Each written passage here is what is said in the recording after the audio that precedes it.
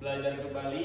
Pada pagi ini saya akan memaparkan, menjelaskan mengenai teks prosedur. Oke, sebelumnya di sini anak-anak, ada yang tahu nggak mengenai teks prosedur itu apa? Ada yang tahu nggak? Nggak ada? Oke, kita pelajari bareng-bareng ya. Apa itu teks prosedur? Di sini teks prosedur adalah teks yang berisi langkah-langkah atau step by step yang bahasa keren sekarang itu, atau tahapan yang harus dilakukan secara berkala, secara berurutan untuk mencapai tujuan tertentu. Nah, tes ini juga bertujuan memberi petunjuk atau panduan ya, agar suatu kegiatan dapat dilakukan dengan benar dan sistematis. Jadi tes prosedur ini merupakan teks yang mengarahkan atau tujuan atau panduan untuk melakukan suatu kegiatan supaya kegiatan itu bisa terlaksana dengan baik. Itu pengertian dari teks prosedur. Oke, ada pertanyaan mengenai pengertiannya? Tidak ada? Oke, lanjut.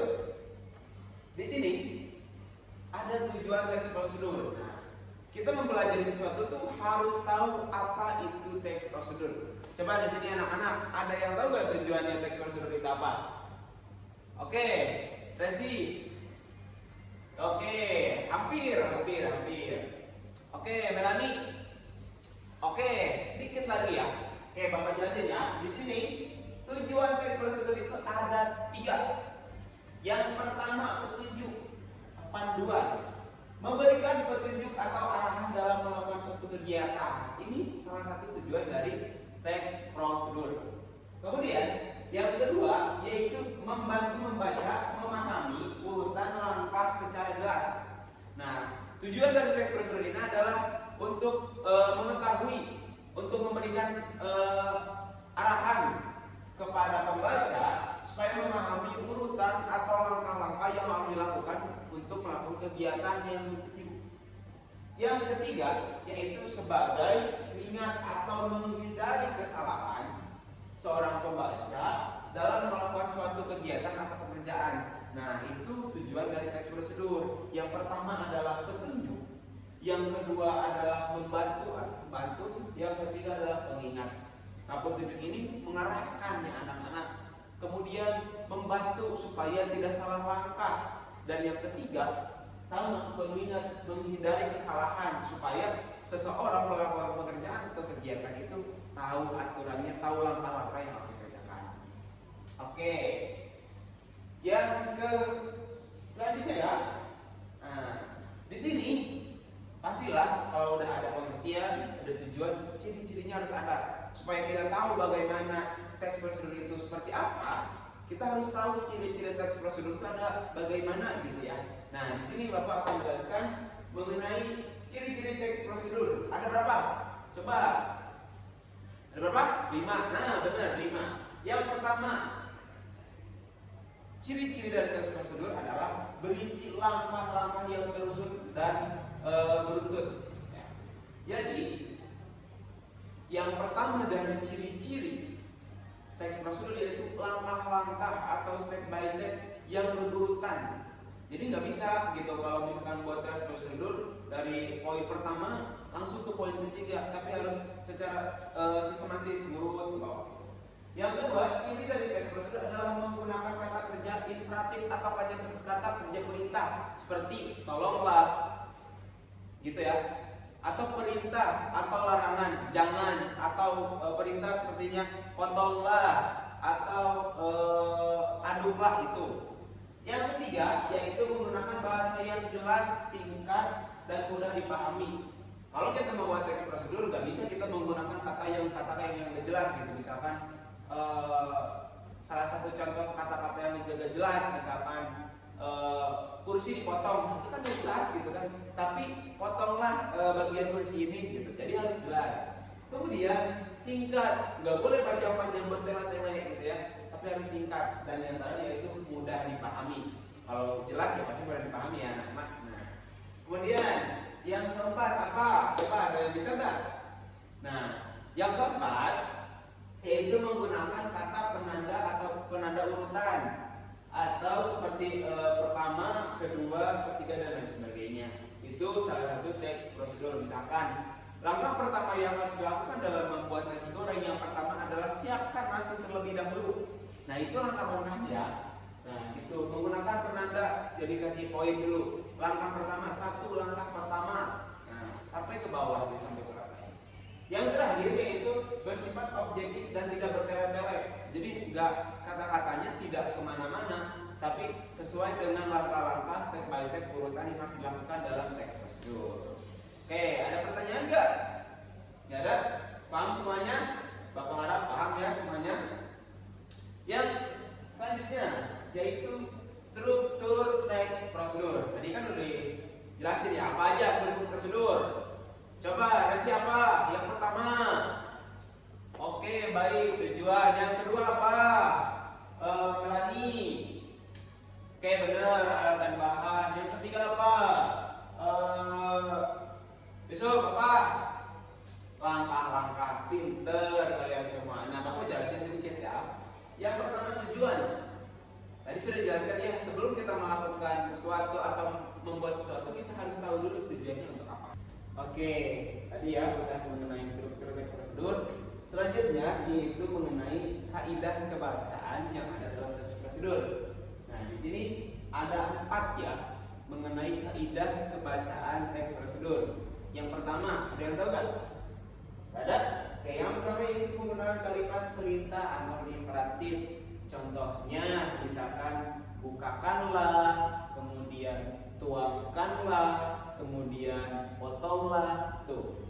Yang kedua, di sini penggunaan verba material tindakan seperti memotong atau mengaduk. Di sini tuh maksudnya penggunaan kata verba material tuh misalkan aduk gitu kan, potong, kemudian buka, kemudian tuang gitu ya. Nah, selanjutnya yaitu penggunaan kata bilangan atau penanda urutan. Contohnya nih misalkan yang pertama dalam pelaksanaan bersih-bersih yang harus ada adalah misalkan ambil sapu terlebih dahulu. Kemudian yang kedua gitu kan, sapu gitu. Nah, itulah penanda, jadi ada satu pertama, kedua, oke. Yang keempat yaitu penggunaan kondisi temporal seperti kemudian, setelah itu, selanjutnya. Jadi tadi kan ada penanda seperti penanda bilangan. Nah, ini katanya itu adalah kondisi temporal seperti ya. Selanjutnya setelah dicuci nasinya, kita goreng nasinya, itulah gitu ya. Kemudian konjungsi juga untuk salah satunya untuk melanjutkan ya ke step selanjutnya.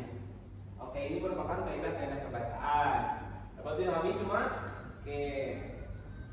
Selanjutnya yaitu Bapak di sini akan mencontohkan teks prosedur itu seperti apa. Oke.